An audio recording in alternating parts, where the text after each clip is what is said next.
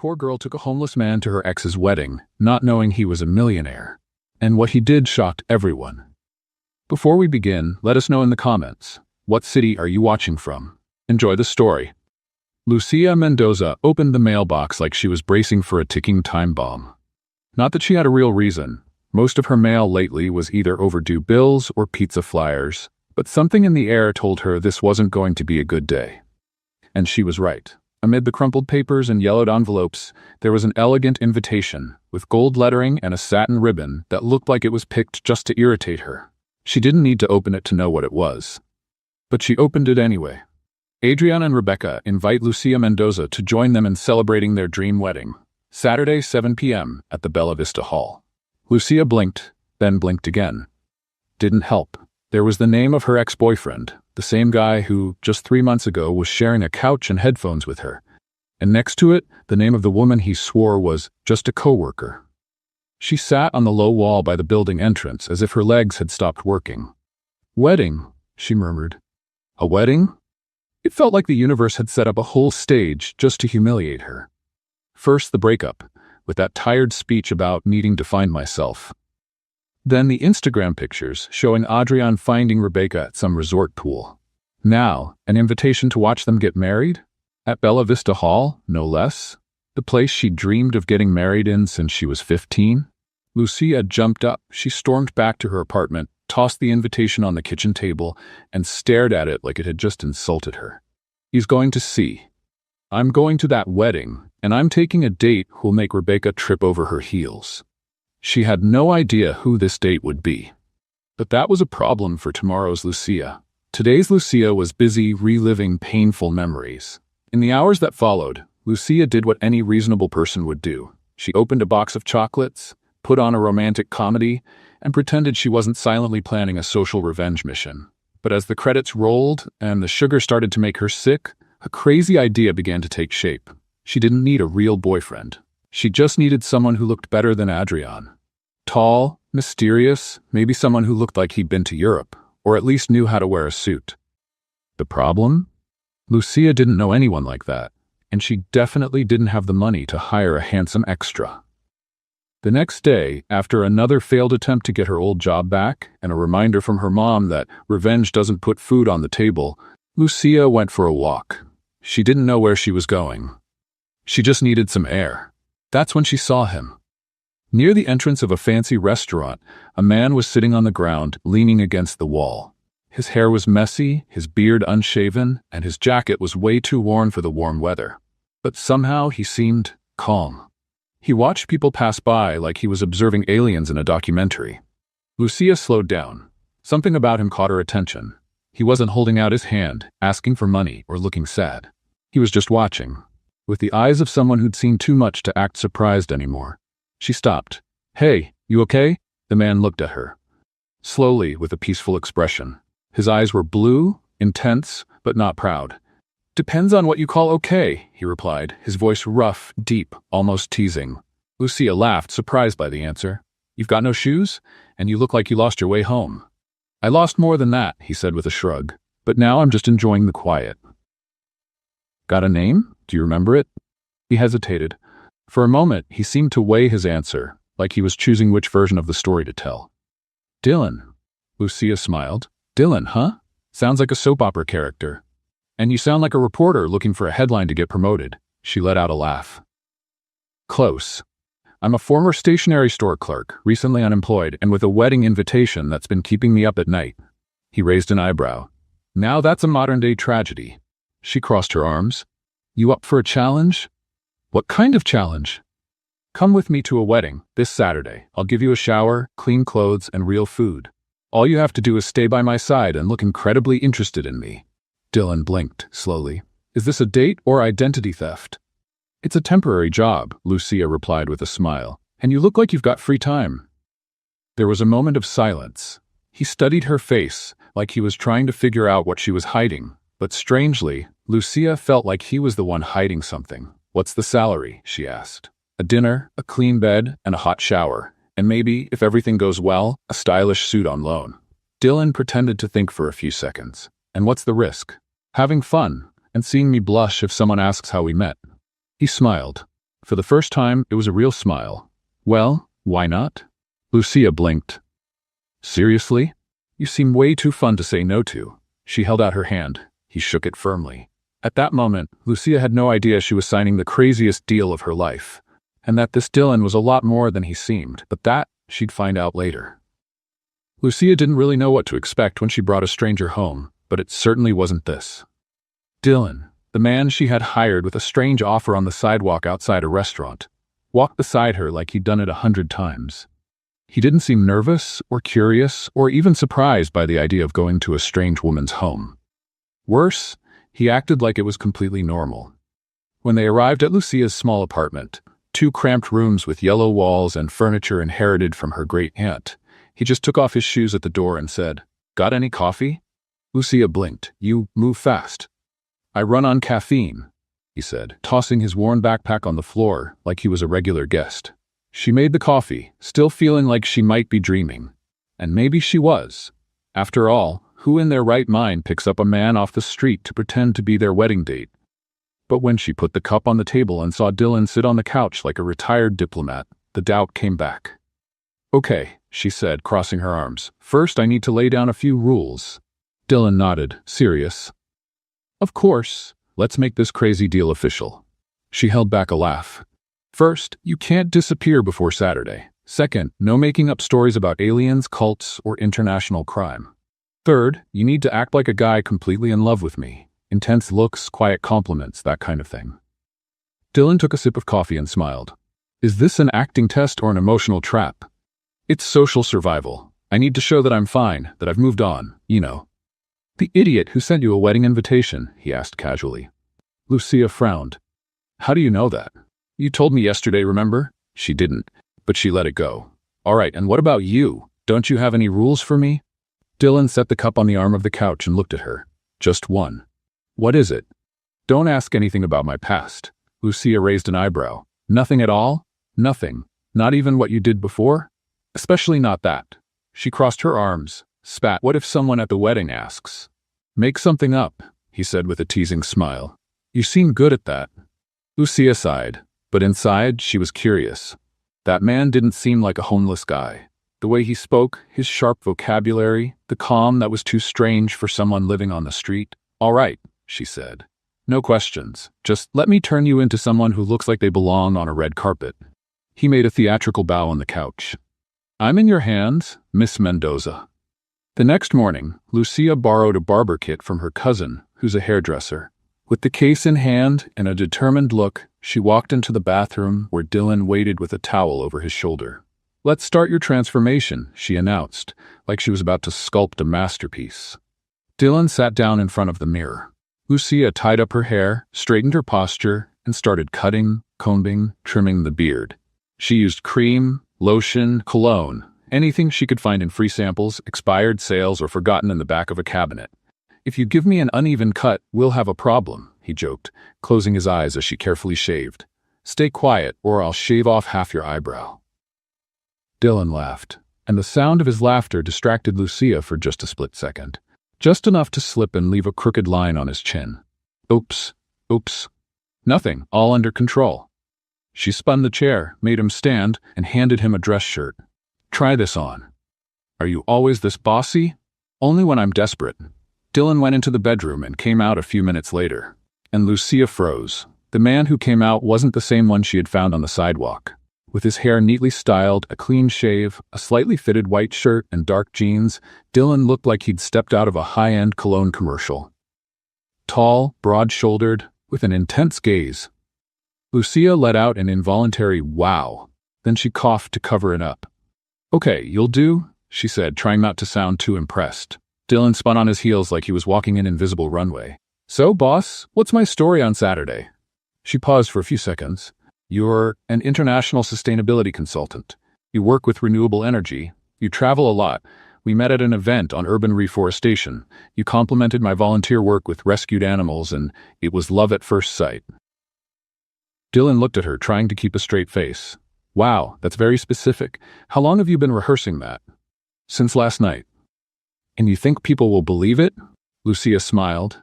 "No, but you'll make it look real." He winked. "I love a challenge." That night, Lucia had trouble sleeping. Partly from nerves, partly because Dylan was stretched out on the living room couch like he'd lived there for years. She heard his footsteps in the kitchen, the sound of the faucet, and his steady breathing after a few hours. It was strange having someone around, but somehow it wasn't uncomfortable. When she woke up in the morning, he was already up, making coffee. Shirtless. Lucia looked away, embarrassed. "Do you always act like you own the place?" "Just returning the favor, and trying not to burn your toaster." She sighed and took the cup he handed her. "We're only missing one thing." "What's that?" "Practice being a real couple. Eye contact, touching, chemistry." Dylan smiled. "You don't think we have chemistry?" She blushed. That was rhetorical. "Too bad. I thought it was a compliment." Lucia shook her head, laughing, and for a moment she forgot it was all just a crazy plan. It felt almost real. It was Saturday. Lucia Mendoza stood in front of the mirror, trying to convince herself this was just another social event, like a birthday party or a school reunion, with champagne, spotlights, and the presence of the ex-boyfriend who broke her heart and didn't even leave the Wi-Fi paid. She smoothed out the emerald green dress borrowed from her cousin, who swore it brought out her eyes. Though Lucia had her doubts, since her eyes were basic brown and the fabric felt like it could rip with any deep breath. Dylan walked out of the bathroom, adjusting the cuffs on his navy blue shirt and the tie Lucia had put together, with the help of an internet tutorial. He looked so at ease in that outfit. It was hard to believe that just days ago, he was sleeping on the street and washing up in public fountains. "Ready?" she asked, trying to hide her nerves. "Always," he replied, with a half-smile that seemed custom-made to shake her emotional balance. In the taxi on the way to the venue, Lucia almost changed her mind 3 times. A voice inside her kept shouting that this made no sense, that it was crazy, that she was about to embarrass herself even more. Then Dylan casually took her hand. "It's going to be fine, Lucia," he said sincerely. "You've got this." She took a deep breath. "Or everything's out of control," which for me is kind of the same thing. The Bella Vista Hall was lit up like a movie set. White curtains, flowers hanging from the ceiling, soft music, and waiters moving with trays like dancers. Walking in arm with Dylan, Lucia felt all eyes turned toward them. Some in surprise, some out of curiosity, and a few with pure mockery. But no one said anything. Yet, they walked down the main hallway to the guest area. The host greeted them with a rehearsed smile, asked for their names, and scribbled something illegible. Lucia was about to look for a quiet corner when she heard a familiar voice. "Lucia?" It was Adrian. She turned around slowly, as if bracing for impact. There he was, in a flawless suit, hair perfectly styled, and that same expression like he thought the world revolved around him. "Wow," he said, looking at Dylan. "Didn't expect to see you here." Lucia smiled. "The invite said I was welcome, and I never miss a chance to celebrate." Someone else's love. Dylan gave Adrian a firm handshake. "I'm Dylan, Lucia's partner." Adrian seemed to choke on his own breath. "Partner? Like boyfriend?" Dylan looked at Lucia and winked. "Something like that." "We met at a sustainability event," Lucia added. "He works with urban reforestation, an ecologically passionate soul." Adrian blinked, confused. He didn't seem to know whether to laugh or get annoyed. "Interesting," he said. "Lucia, Rebecca's gonna love seeing you. She's always admired you." Admired or envied? Lucia thought, but she smiled. "I can't wait." They sat at a table near the dance floor. Dylan acted like he was used to events like that. He knew how to use the silverware, made quiet compliments about the menu, and even chatted with a couple of business people about sustainable investments, with a confidence Lucia definitely didn't expect. "Where did you learn all this?" she whispered between bites. "On YouTube," he replied, not changing his tone. She laughed, but she wasn't sure if he was joking. When the music stopped, everyone turned to the main staircase. Rebecca appeared, walking in a white dress with enough sparkle to light up a stadium. She smiled like someone who'd just won an award, and knew she deserved it. "Let the show begin," Lucia murmured. Rebecca walked over to their table. "Lucia," she said, dragging each syllable with fake warmth. "I'm so glad you came, and who is this Greek god?" Lucia smiled with Oscar-worthy self-control. "This is Dylan, my boyfriend." Rebecca looked Dylan up and down. Then she smiled, but her eyes said something else. "A pleasure," she said. "Where are you from?" "Norway," he answered right away. "But I grew up here. My father was a diplomat. I prefer a simple life, but she dragged me here." Rebecca widened her eyes. "How interesting. She turned around and walked off, looking like she needed a moment to process. Lucia covered her mouth to keep from laughing out loud. You just made up an international background. It was that, or say I lived under the North Avenue Bridge. I don't know which one's less likely. Dylan looked around. Do you want to dance? Now? Now is always a good time.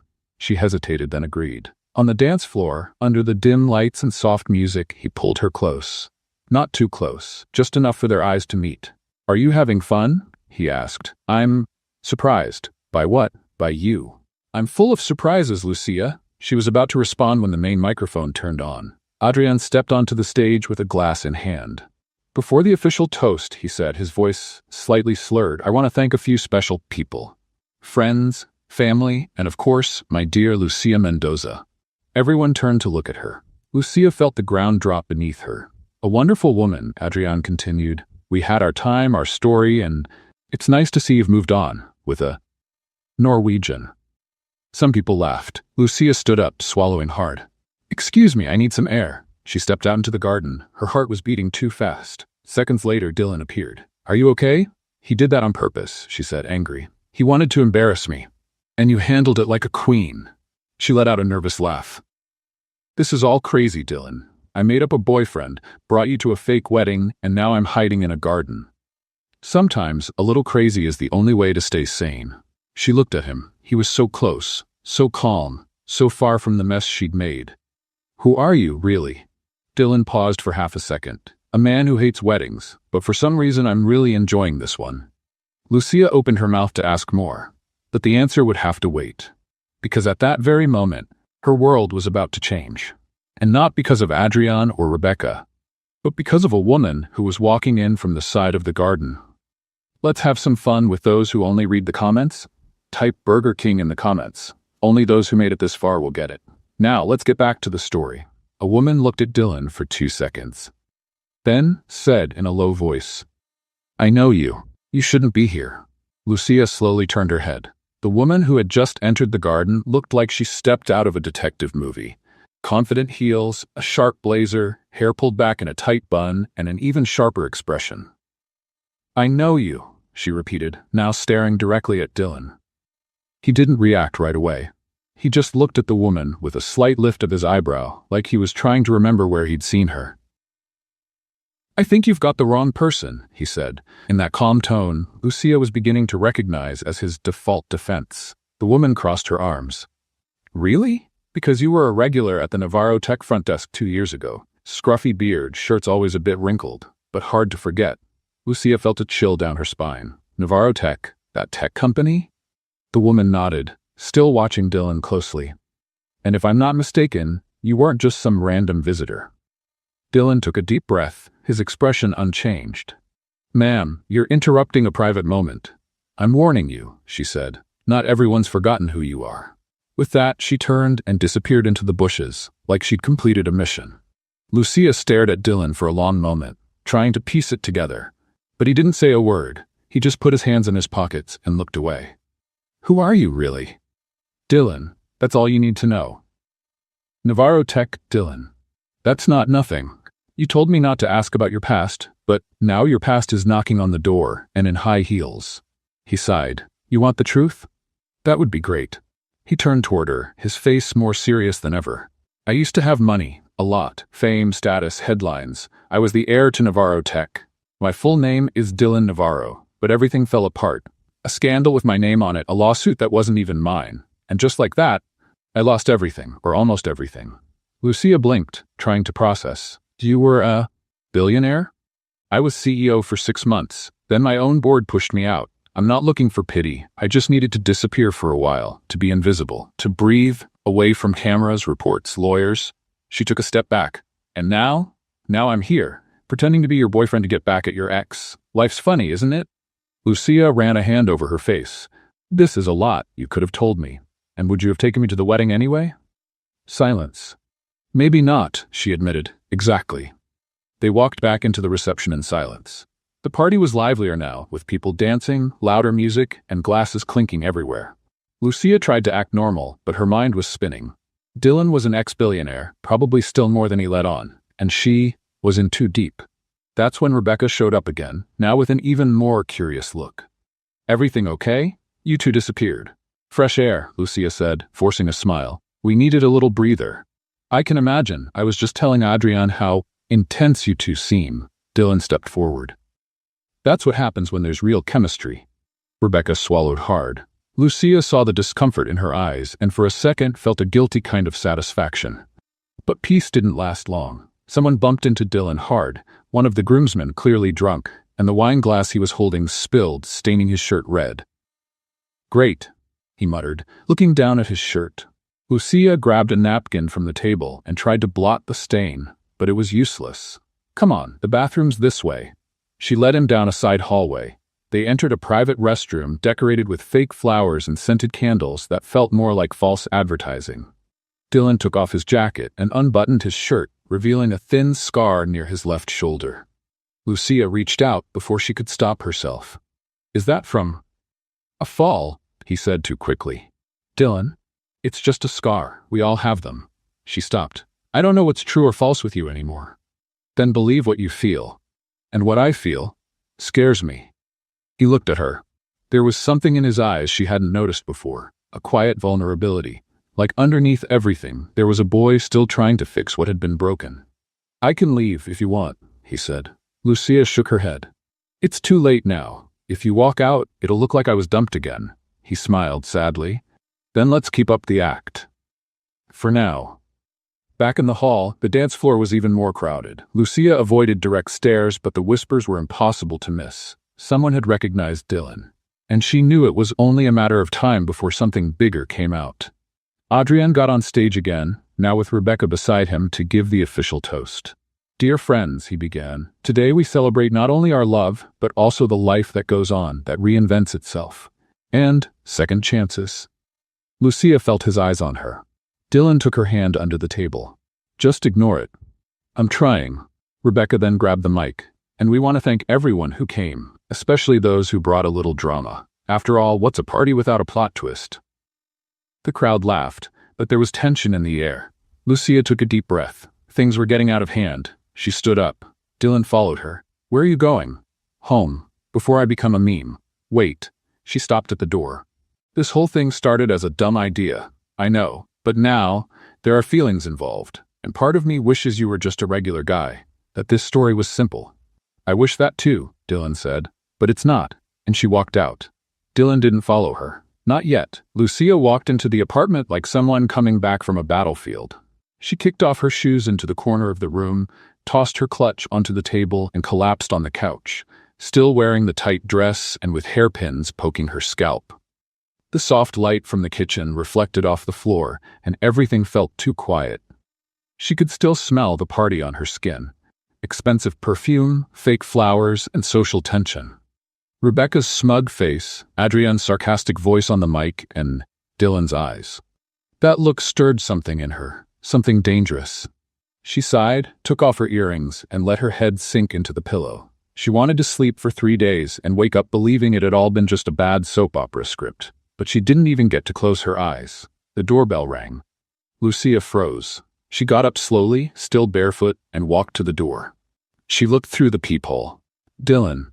She hesitated. She wasn't sure she was ready for more questions without answers, or for the emotional mess he seemed to carry in his jacket pocket. But she opened the door. I thought it'd be better if we talked, he said, leaning on the door frame. Lucia crossed her arms. Are you going to tell me another half-truth? No. I came to say thank you. For what? For reminding me I can still be someone outside all the drama. For making me laugh. For letting me into your life. Even if it started with a crazy moment. She sighed. Are you hungry? He smiled. Always. A few minutes later, they were sitting on the living room floor, sharing a pack of cookies and 2 mugs of tea that Lucia swore were expired. She had changed into a baggy sweatshirt, and Dylan wore a borrowed t-shirt with an astronaut cat on it. Nice pajamas, he said, taking a bite. Gift from my grandma. She thought I needed to stand out more. Well, she nailed it. I've never seen a cat so focused on floating in space. Lucia laughed, but her laugh quickly faded into a question stuck in her throat. Why did you stay on the street so long? You could have disappeared another way. I don't know, moved to another country, changed your name, lived in a cave. Dylan looked at his mug for a few seconds before answering. Because I wanted to understand what it's like to be invisible. Invisible? When everything fell apart, I realized I was surrounded by people who only cared about what I had. When I lost it all, they disappeared. Life on the streets showed me a different kind of truth. Harsh, ugly, but real. No one there wanted anything except to survive, and somehow I felt more human. Lucia looked at him. There was no drama in his voice. Just truth. So now what? Are you going back to that world? I don't know. Part of me wanted to disappear for good. But then, I met you. She looked away. You've really confused me, Dylan. A lot. I'm confused too. I still don't know if you're a hidden genius or just a functional madman. A bit of both. Lucia laughed again, this time with less weight in her chest. So where are you sleeping? I could go back to the shelter. I'm used to it. Sleep here. On the couch? Of course. You're practically part of the furniture now. Are you sure? She nodded. Just don't snore, or I'll kick you out with a wooden spoon. The next morning, Lucia woke up to the smell of coffee. She stretched, shuffled her feet to the kitchen, and found Dylan in an apron, which was odd considering she didn't even know she owned one. I made coffee and toast. Are you in a commercial now? Just a grateful man with basic survival skills. She took the cup. So now we're, what? Partners in crime, he said with a smile. And how long are you staying? Long enough to figure out how to make you smile every day. Lucia blushed. That was pretty cheesy. I'm adjusting. But the peace didn't last long. That afternoon, on her way back from the store, Lucia noticed a black car parked across the street. A man in a suit sat inside, wearing sunglasses and talking on his phone. She walked faster, trying to ignore it, but something in her gut tightened. Once inside the building, she looked out the window. The car was still there. Later, she told Dylan. His smile vanished instantly. Was it a black sedan, dark windows? Yes. Why? This might be complicated. Dylan.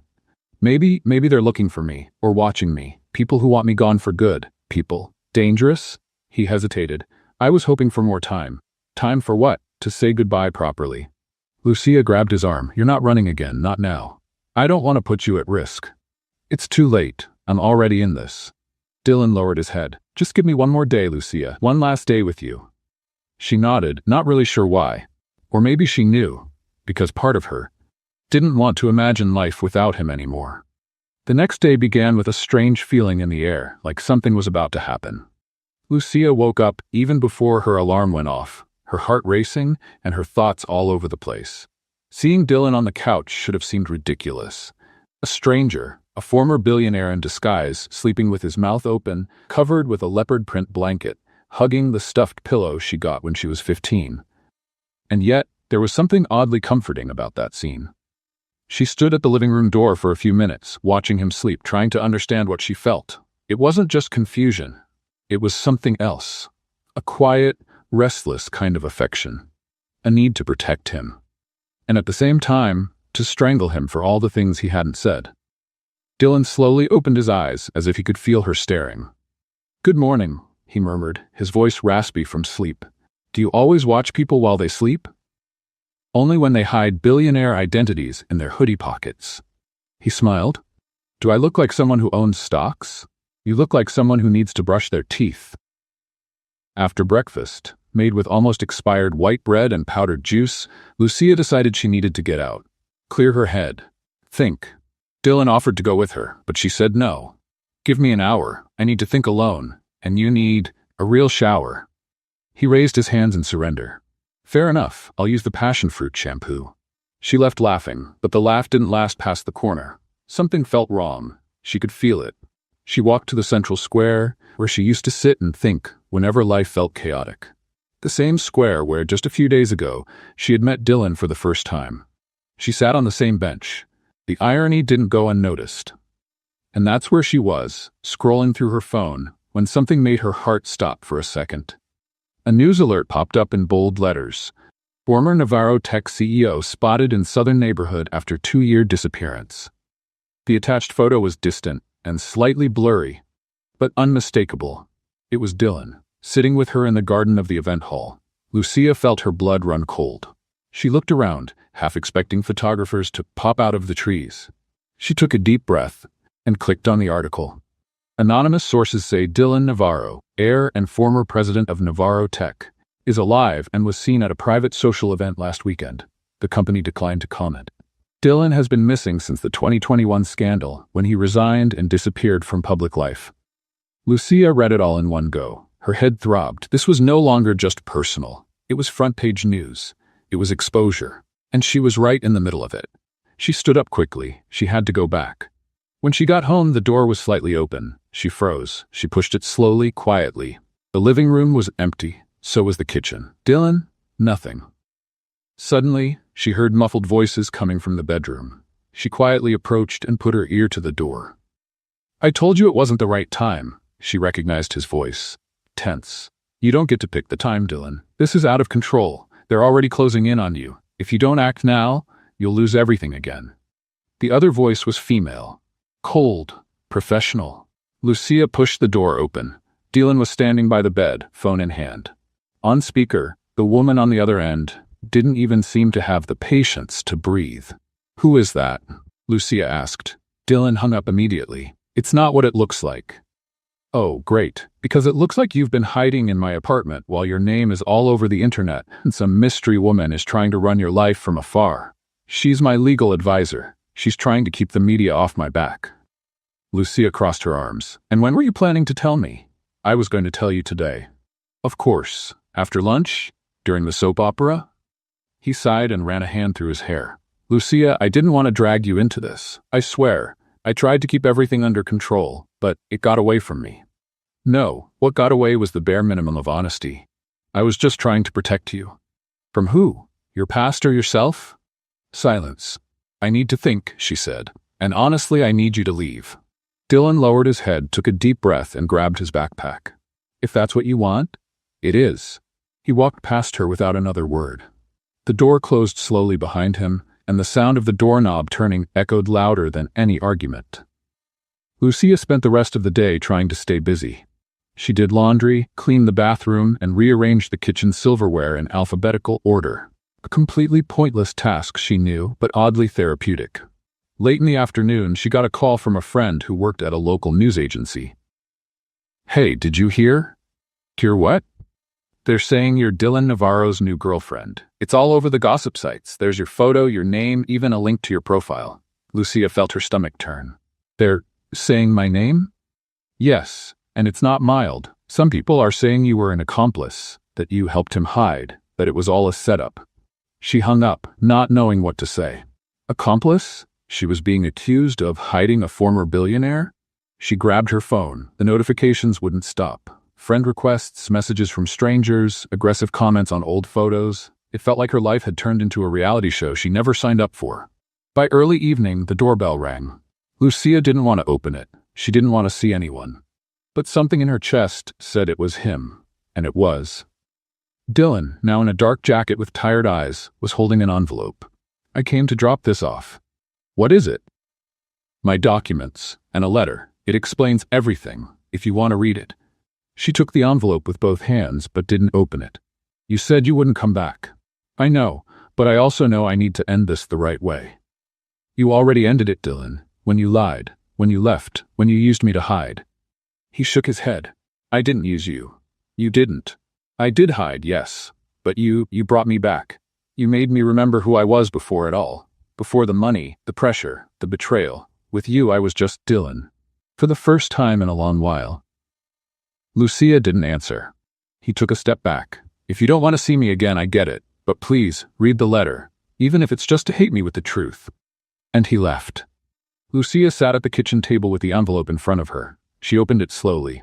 The letter was handwritten, the words leaning slightly, steady on the page. "Lucia, when I ran away from my old life, I didn't know what I was looking for. I just wanted to disappear. Erase the name, the image, the pain. But you found me. With your wild questions, your sharp humor, your courage to face the chaos. You made me laugh when all I wanted was to vanish. You brought me back. Yes, I lied. I hid. But everything I felt with you was real. And if you can still see anything in me, even after the mistakes, I'll be waiting." On the other side of the bridge, Dylan. Lucia leaned back in the chair. Tears threatened to fall, but she held them in. She didn't know if it was pain, anger, or longing. Maybe all of it at once. She stood up, grabbed her jacket, and left.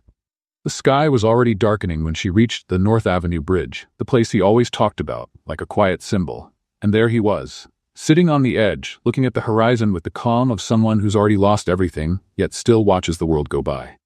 "You came," he said, without turning. "I came to say I haven't forgiven you yet." "Fair enough. But maybe I want to try to understand."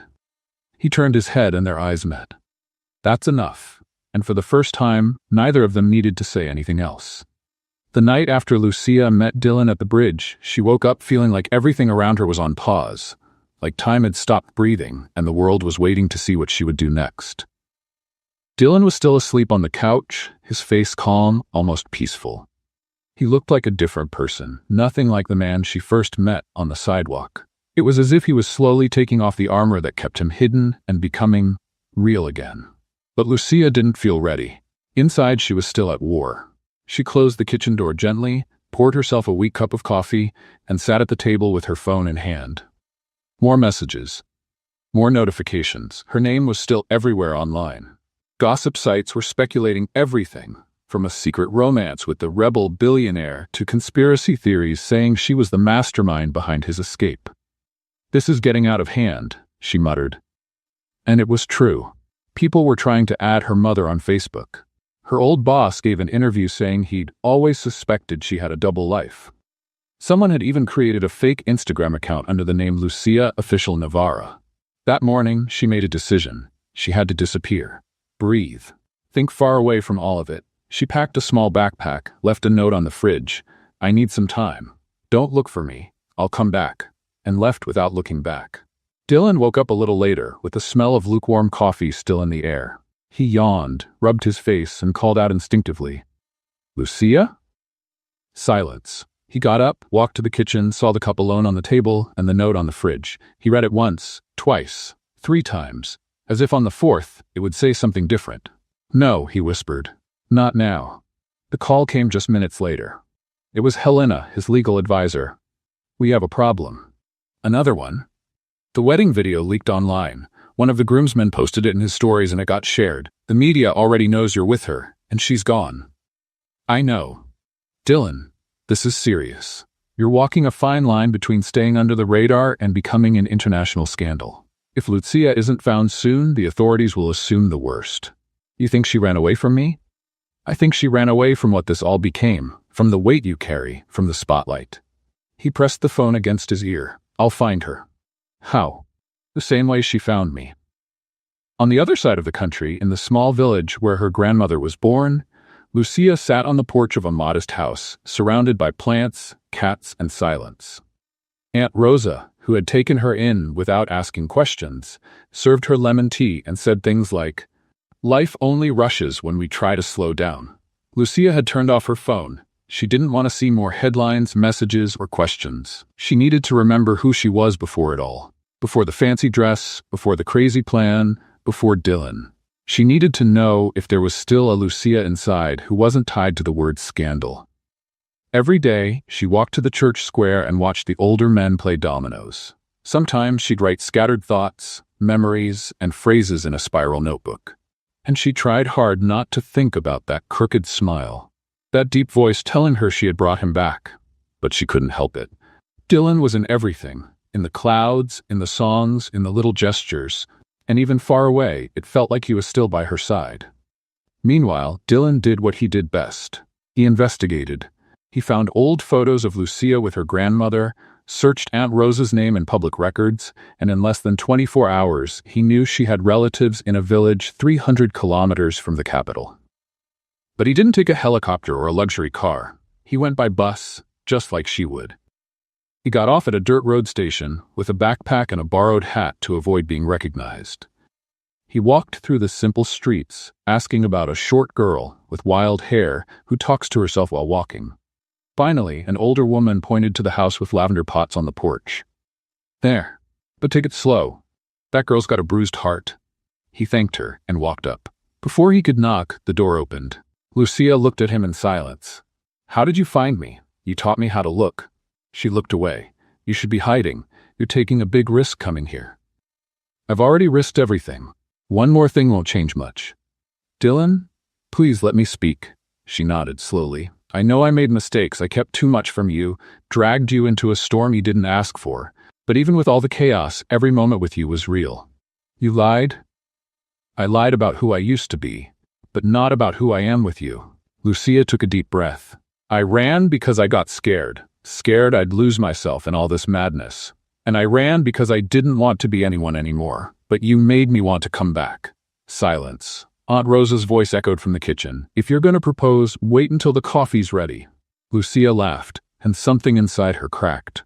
Or maybe it healed, or both. She opened the door fully. Come in, but if you get dramatic, I'll make you do the dishes. In the days that followed, Dylan stayed at Aunt Rosa's house. He helped in the garden, burned the toast at breakfast, and was officially adopted by one of the house cats. Lucia still didn't know what they were. A couple? Friends? Two emotional runaways trying to find themselves? But she knew her heart felt lighter when he was around. One night, sitting on a bench in the square, Dylan pulled an envelope from his pocket.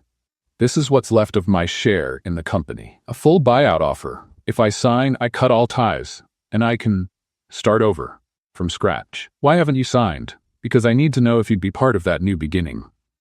Lucia was quiet. I don't know if I can promise anything. I just know I don't want to keep running. Me neither. She held out her hand. He placed the pen in it. And there, under the soft yellow light of an old street lamp, Dylan Navarro stopped being an heir, a CEO, a runaway, and became just Dylan again. 2 weeks later, the scandal vanished from the headlines. Navarro Tech released an official statement confirming the former president's voluntary departure and the closure of all open investigations. The media moved on as soon as a new celebrity decided to get married 3 times in 1 week. Lucia went back home, and Dylan went with her. This time, like he belonged, he no longer slept on the couch, nor hid his scars. They didn't have everything figured out. Didn't know what the future held, but they had the present. And that was enough, until a new envelope arrived in the mail. Lucia picked it up, read it out loud, and her eyes widened. The City Council of Culture invites Lucia Mendoza and Dylan Navarro to receive the Social Action Medal for their community project. She choked up. What project? Dylan smiled. Aunt Rosa gave me an idea. Remember the cats, the garden, the tea, and your quotes in the notebook? Yes. We're starting a cultural center in the neighborhood, a welcoming space, with art, food, plants, and cats. Lucia blinked. You built a social project based on my aunt? And on your heart? She looked at him, trying to seem upset. You're impossible. And you chose me anyway. At the award ceremony, simply but nicely dressed, they walked onto the stage holding hands. The presenter smiled. And to think this all started with a wedding invitation. Lucia laughed. Dylan pulled her close and whispered, Can I do this now? Do what? He got down on one knee. The audience gasped. Lucia froze. You're kidding. No, I'm finally living. He opened a little box. Inside 2 hand-carved wooden rings. No diamonds. No big show. Lucia Mendoza, will you marry me? No exes, no mansions, no headlines. Just me, you, and the beautiful mess we make work. She laughed. This is so ridiculous. I know, but it's so us. And she said yes.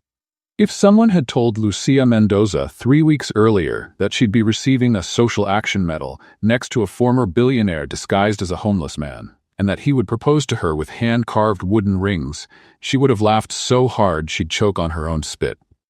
And yet, there she was, with the ring on her finger, and a crowd clapping like it was a scene from a romantic movie with a guaranteed happy ending. But Lucia knew. Life didn't come with background music or smooth closing credits. Real life had fine print, and she still needed to read it carefully.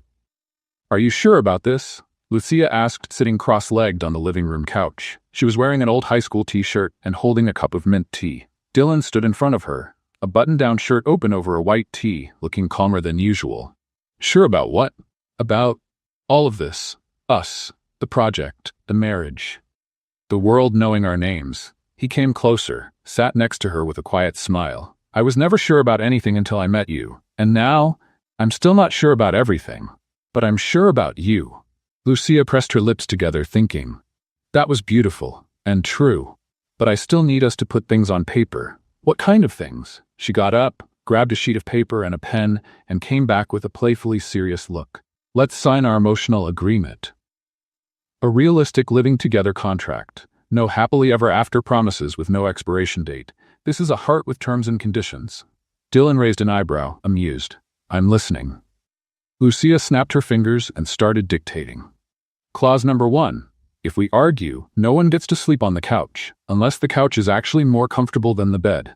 Agreed, he said, signing an invisible line in the air. Clause number 2. We take turns making breakfast, and burnt toast still counts as a valid effort. Deal. 3. Secrets must be shared eventually, preferably before they become public scandals. You mean my past? Yours, mine, ours. If you ever find out I'm heir to a lunchbox factory, I want you to know right away. Got it, Lucia smiled, satisfied. Then she hesitated. And there's the hardest emotional clause. Which one? She looked at him seriously. If either of us ever feels like we're losing who we are, we pause, we talk, we reassess. Dylan nodded slowly. Lucia, I don't want to drown you in my past or drag you into my old story. I want to build a new one with you. One where I still get to be me. And I finally get to be just Dylan.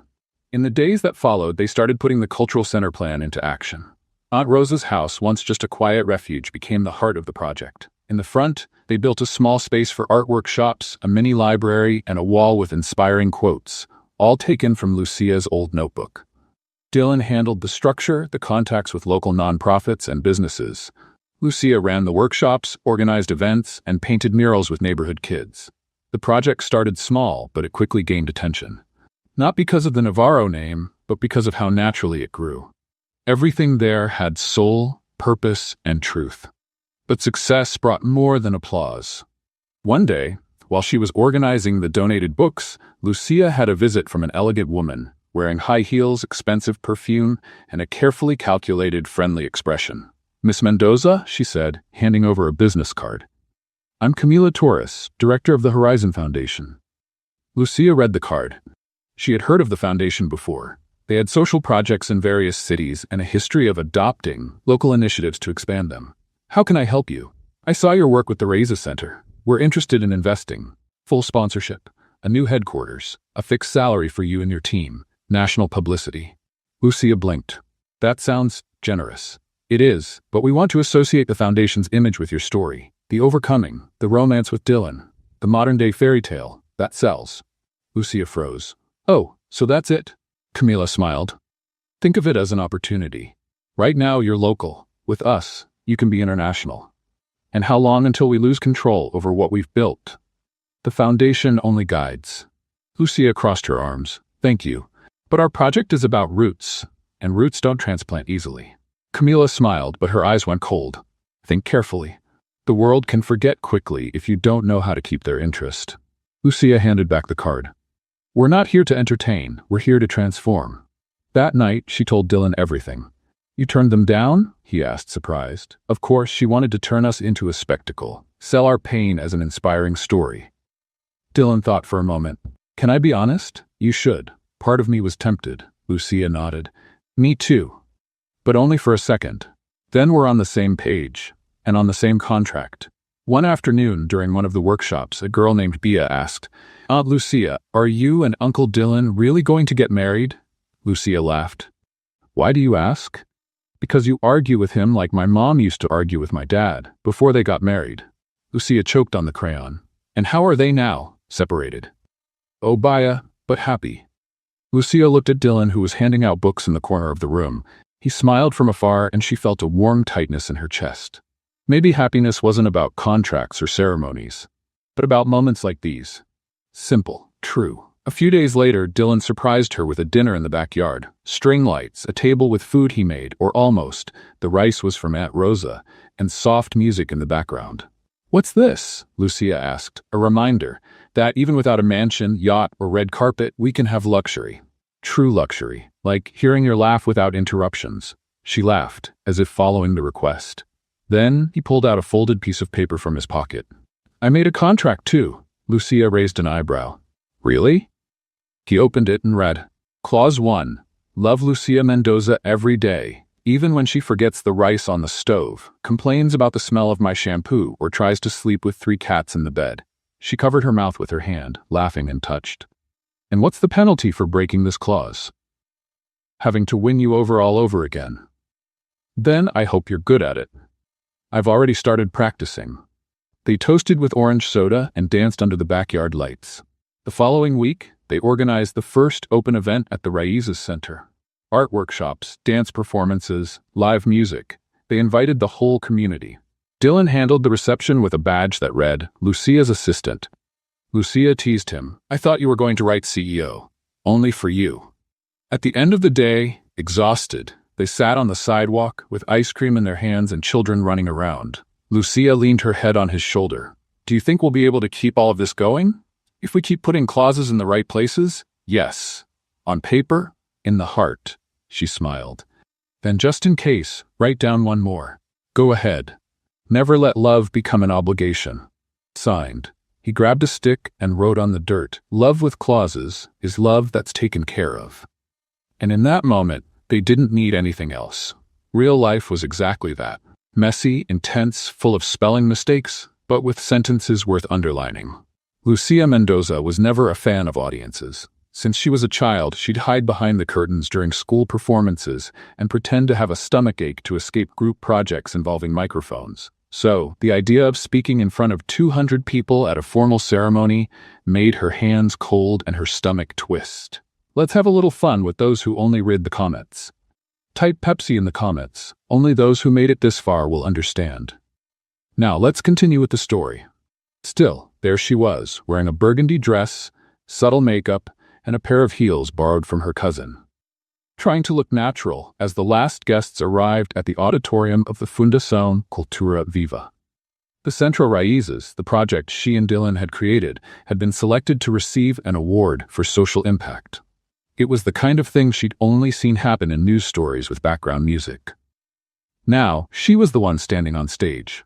Dylan was backstage reviewing the speech he'd written by himself, promising it would be brief. But Lucia knew that look.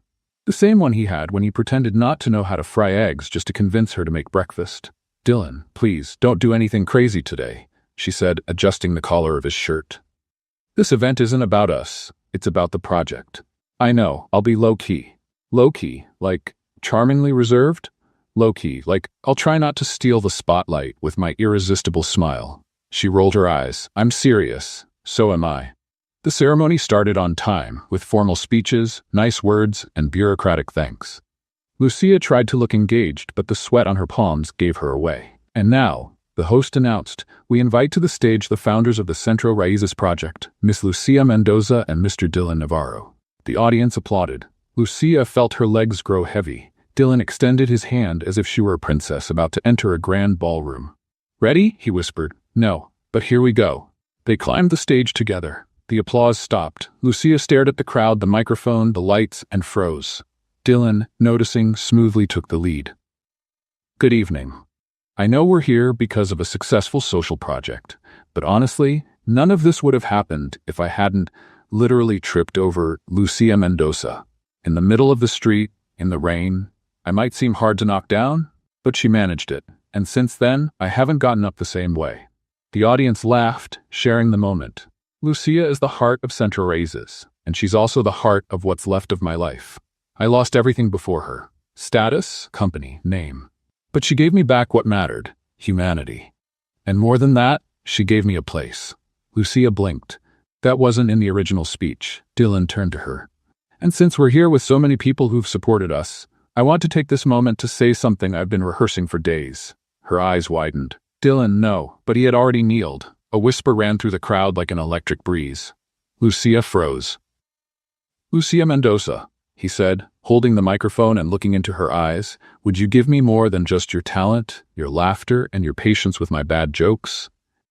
Would you give me the chance to be yours forever? Silence, long, heavy. Lucia felt the world spin slowly. The answer was stuck in her throat, not because she didn't love him. She knew she did. She loved Dylan with a silent intensity, the kind that makes you rethink everything you're sure about. But there, in front of everyone, with cameras, phones, flashes, she felt the weight of a new fear. The fear that this wasn't just love but expectation, pressure, image. She took a step back. I'm sorry, she murmured and left the stage. The audience held its breath. Dylan stayed kneeling for another second, then stood up, saying nothing. The host tried to recover the mood with a joke about live emotions, but the awkwardness was already apparent. Lucia didn't know how she got home. All she knew was that when she walked in, she threw her shoes far away, unbuttoned her dress in the hallway, and collapsed onto the bed with her head buried in the pillow. She felt like a monster. Dylan's face replayed in her mind in a loop. Surprised, hurt, yet still kind. Why had she done that?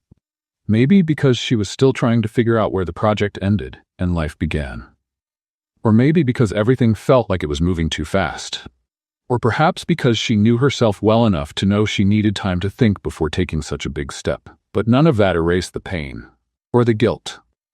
Hours later, her phone buzzed with a single notification. Dylan, I won't ask for answers. I just want you to know I'd still choose you, even without certainty. She didn't reply. She couldn't.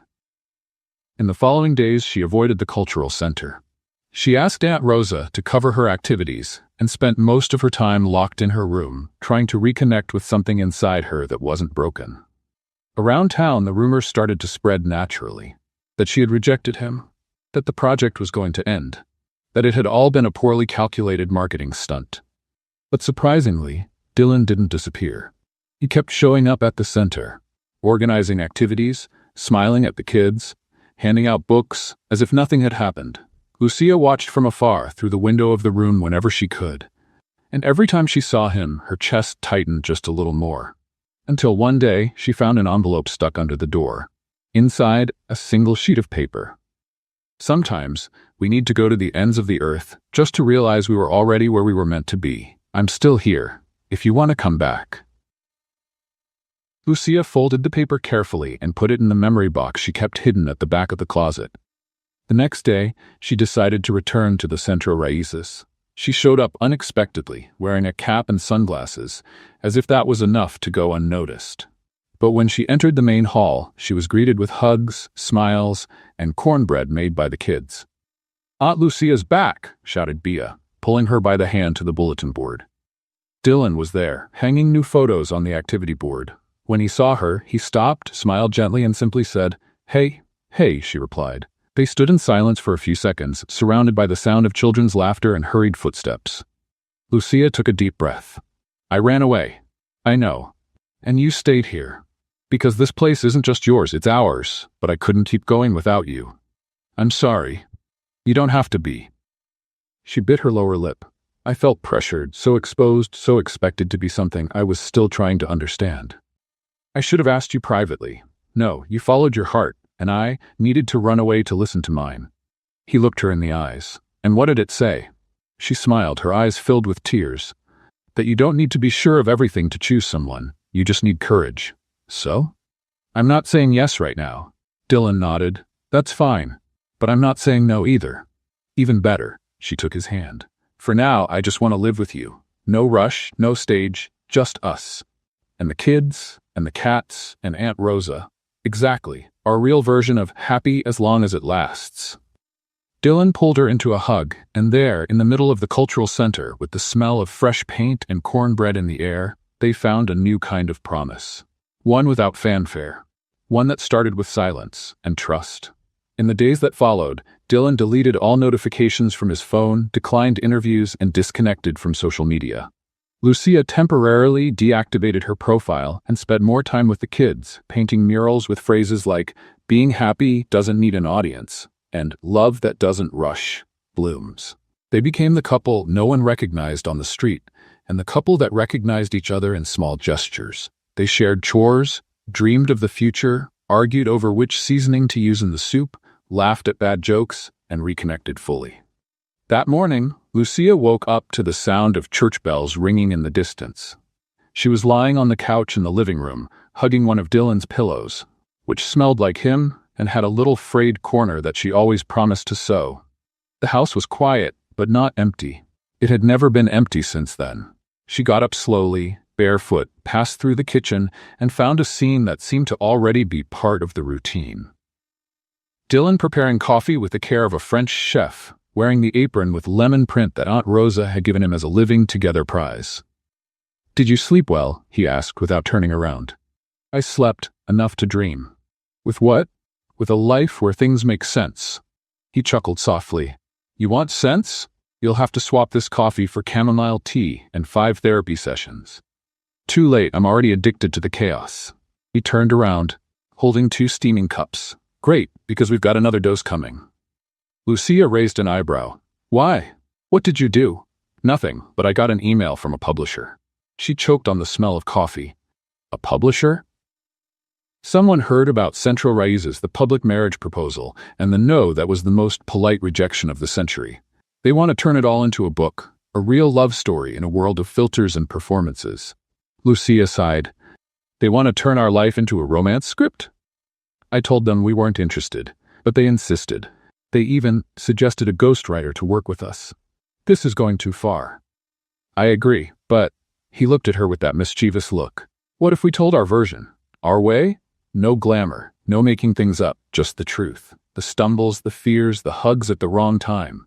The contract with clauses, the cakes you burn. Hey, he laughed, a book that inspires without lying, that talks about loving someone without turning them into an unreachable ideal. Lucia was silent for a few seconds. And if they get it wrong, then we'll fix it. But at least the story will be ours. She sighed. Let's think about it later. Right now, I want to live a real chapter without needing to revise it. In the weeks that followed, life returned to a light but no less intense rhythm. Lucia went back to teaching art at the center, and Dylan set up a small mobile library with a cart he built himself. The bibliocaro, as the kids called it. It was a blue-painted wheelbarrow with wide wheels and compartments for books, games, and notebooks. They would push it through the neighborhood streets, offering free reading in parks and bus stops. The project slowly became a part of the city's landscape. But one rainy afternoon, something unexpected happened. Lucia was walking home alone, after picking up Pate for a new workshop. She was crossing a narrow street, her feet soaked and the bag slipping from her hand, when she heard someone call her name. Lucia Mendoza? She turned around, instinctively ready with a defensive answer. 2 men in suits were leaning against a discreet car, holding briefcases. We're from the legal department of Navarro Holdings. We need to talk to you. About what? About Mr. Dylan Navarro and the estate that still legally belongs to him. Lucia furrowed her brow. Dylan doesn't want any of that. He's already given it up. Formally, yes, but there are open clauses. And there's internal movement in the company trying to bring him back to the board. You want him to come back? As CEO again? We want to avoid someone else taking over and destroying what's left of the company. Lucia gripped the bag tighter. Then why are you telling me this? Because, from what we know, you're the one who can convince him of anything. She took a deep breath. That's not true. It may not be, but he listens to you. Lucia spent the whole night turning the situation over in her mind. She didn't want to drag Dylan into it, but she also knew that if she didn't say anything, she might regret it later. He deserved to make the decision himself. The next morning, she told him everything. Dylan listened attentively without interrupting. They said that? He asked at the end. That I should go back to the company? That you could save it. Or watch it be destroyed by people who only care about profit. He stood up, walked to the window, and stood silent for a few minutes. I don't know if I can go back, he said, finally. That place, there's so much that hurt me. But there's also so much of what you built. He turned around, hesitant. Do you think I should? Lucia approached slowly. I think you should choose based on what you feel, not what you think you should do. And if I want to try, then try. But do it for yourself. And know that, no matter what happens, you're not the same man you were before. You're the Dylan who carries books in a blue cart and fights with cats for space on the couch. He smiled. And you? I'll be here, taking care of the kids, the paints, and the mess we leave behind. Dylan left the following week. He didn't take a suit or a tie. He only took his direct approach, his steady gaze, and the conviction that he could, yes, participate in what he once helped build, without losing himself in the process. Lucia saw him off at the bus station. The goodbye was brief, without tears. When will you be back? When it's over. That's vague. I know. Are you scared? I am, but I'm more afraid of not trying. Then go, and come back whole. During his absence, Lucia kept herself busy. She organized workshops, set up a new bulletin board with collages made by the kids, replanted the center's gardens, and started writing about the days. About everything. Not like a journal, but like a map, a trail, something Dylan could follow back. He called every night. He told her about the meetings, the reactions, the surprises. The company was in crisis, but the board was divided. There was resistance, but also hope. I think they want change, they just don't know how to call it. Call it real life, she answered, and show them you don't need a tie to be heard. After 11 days, Dylan came back. Lucia waited for him at the bus stop, with the Bibliocaro parked beside her. So, she asked as he stepped off. He smiled, tired but at peace. I'm not going back as CEO, but I agreed to be a mentor to the new director, and I'll oversee the transition, from afar, the way I believe in. And they accepted. After a lot of insistence, I showed them the reports from the Centro Raíces, the stats, the impacts. They finally understood that success isn't just measured by profit. I always said you were good with words. I just repeated what you taught me. That night, they celebrated, with poorly cut pizza and soda in glass cups. They laughed at the kids trying to perform magic with cardboard and were moved by the presentation of certificates to the teenagers who finished the first photography course. Lucia sat next to Dylan by the courtyard mural. I think we're ready. For what? For the final chapter? Do we still have one? Just one. And what happens in it? Lucia smiled. You'll find out tomorrow, but I can give you a little hint. There will be confetti, cake, and maybe a cat dressed in a suit. Sounds promising? And ridiculous. Our kind of ending. They hunt. The city woke up restless, not because of political news, not because of business scandals, nor because of the weather forecast that had been wrong once again. It was a different kind of buzz. A chatter that spread from mouth to mouth, from neighbor to neighbor, from market vendors to the aunties selling empanadas in the square. There was going to be a wedding, but not just any wedding. The rumor said it would be at the cultural center. They said the bride was a girl who once took a homeless man to her ex's wedding, and the groom, they claimed, was actually a millionaire in disguise. They said a lot of things, and all of them were right. And yet, far from the truth. Lucia woke up early that morning, but she wasn't nervous.